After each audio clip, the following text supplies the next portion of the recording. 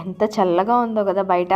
ఈ చల్లటి వాతావరణంలో పానీపూరి తింటే భలే ఉంటుంది కదా. కానీ పిల్లల్ని తీసుకెళ్ళి బయట పానీపూరి ఇప్పించాలంటే భయం వేస్తుందండి. ఎందుకంటే క్లైమేట్ అంత బాగాలేదు కాబట్టి కోల్డ్ కఫ్స్ ఎక్కువ ఉన్నాయి. సో వాటర్ పొల్యూటెడ్ అవుతుంది కాబట్టి నేను ఇంట్లోనే ఈ విధంగా అయితే ప్రిపేర్ చేశాను అనమాట. ఒక మిక్సీ జార్లో మిరియాలు, అలాగే 2 పచ్చిమిర్చి, పుదీనా, కొత్తిమీర వేసి మిక్సీ చేసుకున్నాను. అలాగే కొంచెం చింతపండు నానబెట్టుకుని వాటర్ తీసుకున్నాను. అందులో ఈ మిక్సీ పట్టిన మసాలా వేసేసి ఉప్పు, అలాగే కొంచెం చాట్ మసాలా వేసాను. పానీ అయితే రెడీ అయిపోయింది.